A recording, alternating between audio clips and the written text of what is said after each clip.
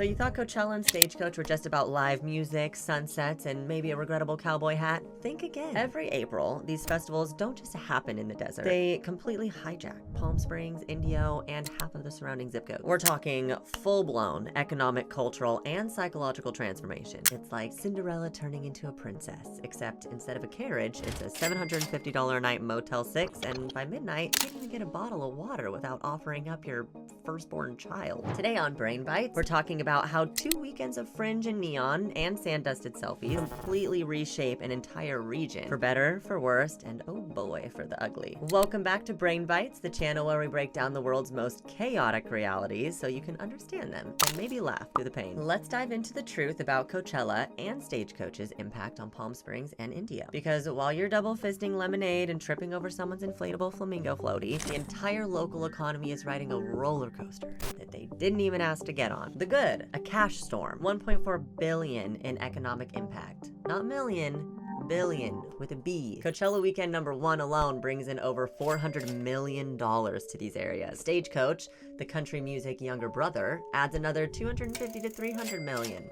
Rolling in the dough. Hotels tripled prices. A standard 120 Best Western is now a $480 luxury experience. Airbnbs are rented out for $10,000 to $20,000 for a weekend. Gas stations, grocery stores, Uber drivers, food trucks, everyone sees dollar signs. And you have no choice. I mean, you have to stay somewhere. Even the guy selling parking lot hot dogs is probably making more than your accountant cousin back home. And employment spikes too. Temporary jobs for bartenders, servers, security guards, parking attendants, even porta potty technicians. Every human being who has ever owned a lanyard or clipboard suddenly becomes event staff. It creates so many jobs. The local government loves it. Sales tax revenue skyrockets. Funding improvements to parks, roads, schools. April is basically India's Black Friday, except it lasts 3 weeks and nobody has to trample anyone at Walmart. The bad. The locals really do get the short end of the stick. The not so fun part of living in Palm Springs or Indio is definitely the amount of people that these events attract to that space.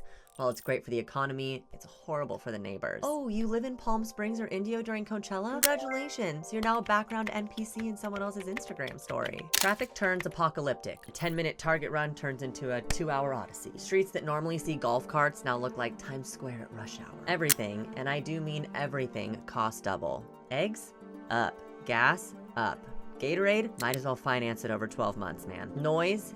Endless noise. Between pool parties, day raves, after hours, and secret shows that aren't so secret when they blast subwoofers at 2:30 a.m. And if you were thinking, well, at least the locals can cash in, think again, because most hospitality workers, they can't even afford to live in the area during festival season because housing gets eaten alive by short-term rentals. Emergency services are stretched thin. Local ambulances are busy patching up sprained ankles, heat stroke cases, and whatever happened to the guy who tried to crowd surf during Morgan Wallen's set. For a lot of people who actually live there, it's not an economic blessing. It's 2 weekends of survival mode. And that brings me to the ugly dependency and the desert Disneyland problem. Here's where things get a little heavy. The Coachella Valley isn't becoming economically addicted to the festivals. Some local businesses make 60 to 70% of their yearly revenue during festival season. If Coachella or Stagecoach ever seriously flopped because of weather, bad headliners, economic downturn, whatever, it would seriously nuke huge chunks of the desert economy. COVID already proved this in 2020 and 2021 when the festivals were canceled. The financial aftershocks hit hard. Restaurants closed, hotels defaulted, workers scrambled for gigs. It's the equivalent of building your whole year around winning the lottery and hoping the numbers come up. There's also the cultural erasure aspect. Festivals take place on Kauai tribal land. Very few events acknowledge or benefit the indigenous people whose land the party is actually thrown on.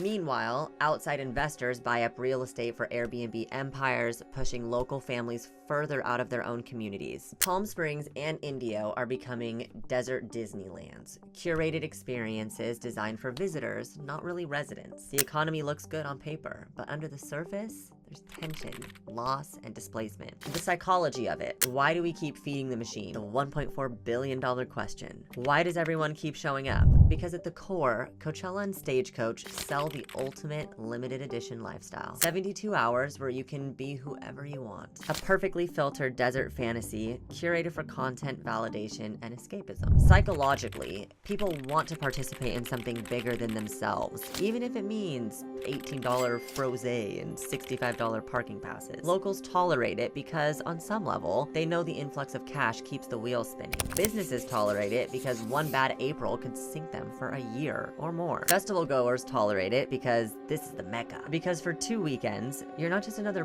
person grinding through emails, you're part of the moment.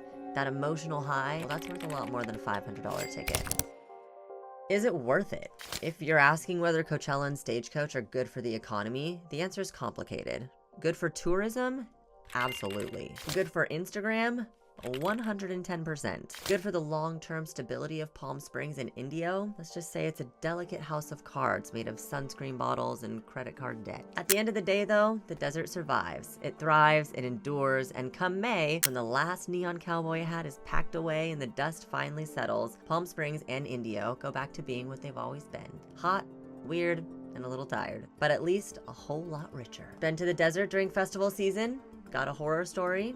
Maybe you're one of the legends who turned the parking lot hustle into a mortgage payment. Drop your stories below, I want to hear them. Hit that subscribe button and stay tuned for more Brain Bites, where we tell you what's really happening while everyone else is busy chasing the next wristband.